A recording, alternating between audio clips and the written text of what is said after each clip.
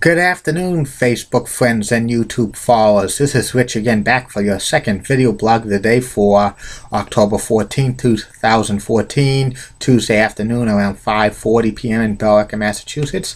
It was a very nice day, highs in the 70s, felt like a little bit of summery like, and tomorrow we could reach 80 in some places, and it's going to be more humid. And Thursday we might have some chance of severe thunder showers.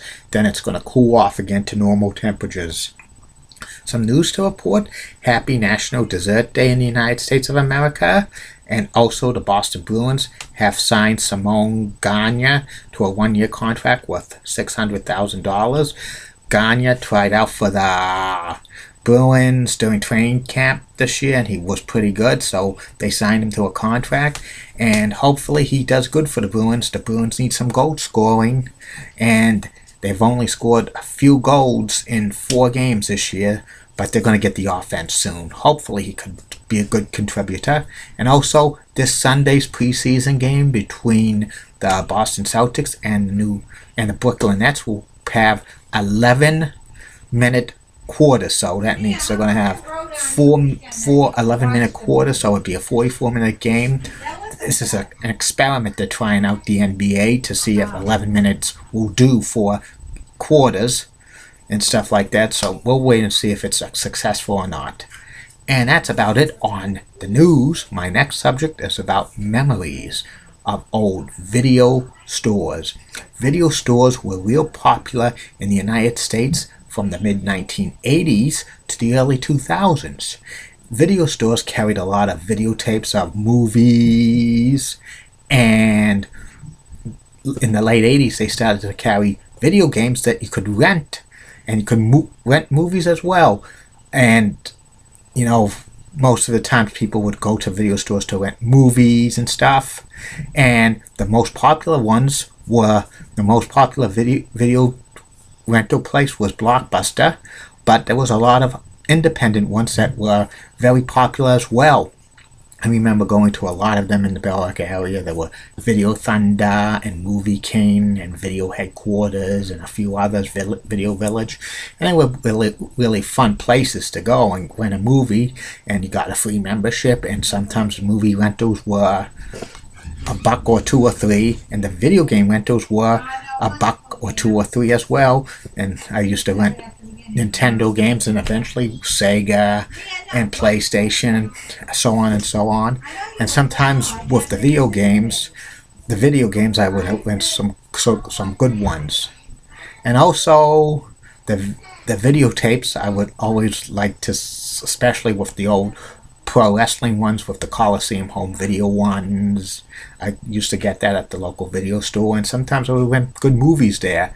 And most of the times that's where people rented movies, at the video store, because in the 80s and 90s the only videos that were sold by VHS that were sold to the public were if they were a Disney movie or a children's movie, or if the movie was the top 10 grossing at the box office each year. They would sell it for to the public at a reasonable price. The rest of the other movies released on VHS during that time were not sold to the public. They were only sold to video stores, and it would cost the video stores $100 to buy the videotape. And eventually those movies would be released on VHS to the public probably a year after they came out on video through the video stores. And after a while, when so many of these stores, when a big movie would open up for getting released on VHS, the video store would probably have 10 to 20 copies of that movie, and people would rent it, and it would be popular. After a few months they would sell those videos to for $9.99 each, and it would be reasonable. Video stores, and especially blockbusters, had their day in the sun up to the late 1990s, but the DVD was the one that was one of the decline of the video stores. The DVD replaced VHS tapes, and several of the video stores, including Blockbuster, started renting DVDs and stuff like that, and the VHS tapes were fading away. and some people rented the DVD of the movies and other stuff, but other times people would buy the movie on DVD at the stores because the DVD was reasonably priced to sell, and they were always sold to the public when they came out on DVD. The movie, no matter what, if it was a hit or a flop, they would always be released to the public. So many people, just if they liked that movie, they would just buy it because it was reasonably priced, and the video stores got lost a little bit of business in there. And also by the early 2000s, a lot of video stores were going out of business, except Blockbuster, because of the DVDs, and plus in addition other sources like on demand on your cable system. The cable systems would release the movie on DVD, and then they could watch it on demand, and was cost $7 sometimes, or $5, and people didn't want to go out on outside to the movie video store, so they would click it on the line on a remote. Another thing that killed the video stores was Netflix and Redbox. They killed them by having you could rent them for only $1 or $2, and while at many video stores they were raising the prices to rent videos to about $4 or $5 to compete with them. By 2005, most independent video stores except for Blockbuster were gone, out of business, and that was especially devastating because many of the independent video stores had you could rent adult videos there and adult DVDs. Blockbuster did not have adult rentals because they were a family friendly store, and a lot of Blockbusters were going out of business and stuff, and Blockbuster tried to go into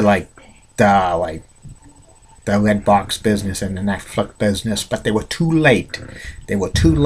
And then by the early turn of the decade, most of them went out of business, including the one in Billerica, Massachusetts. Blockbuster closed down 3 years ago. It was one of the last Blockbusters open that I can remember in the area. The other great video stores I remember in Billerica were Video Thunder. There were 2 of them, one in North Billerica Plaza and Treble Call Plaza, and the other one was at the Town Plaza, and there was also Video Headquarters, which became West Coast Video. That's on Boston Road, right across from 7-Eleven. That went under in 1997. That closed down. It's now went through several changes. I remember it becoming a hairdressing salon, and then now it's a Verizon store. The one that Video Thunder used to be in North Billerica became a liquor store, and eventually it's now a massage place. And the one in South Billerica, the Town Plaza, it closed down. It became Buck-a-Buck, then it became another video store, and then called Moviekin closed down, and it became a real estate office. Now it's vacant. And there was another one I remember, Video Village in Billerica, that closed down in 1998. It's now a site where it's located. It's the site of a Rite Aid pharmacy. And the Blockbusters in 2000, that closed down in Billerica in 2011. It's now a liquor store. I miss video stores a lot. They were great childhood memories of mine to see the latest new WWF videos and stuff like that, and I could rent movies and video games and like that. And many sometimes independent video stores had professional wrestlers sign autographs there, and some minor celebrities in the area, or they had people dressed up as Teenage Mutant Ninja Turtles, or Batman and Robin, or Superman, or Wonder Woman, or Aquaman, or whoever, to get publicity for these video stores. Video stores are a good memory to have, and it's sad that they're all gone now, but technology took over with the Netflix and the Redbox and the on-demand, and Blockbuster missed the boat on that, because if Blockbuster was on top of the game couple of years until when the technology was changing. They could still be around today. I don't know if the stores would be open, but the brand name would be. I miss video stores so much. They're part of everybody's life that they wish they could go back again. It's sad to see no more video stores you could rent video games or videotapes. It's just a sad time. It's a bygone era. Well, that's about it on that.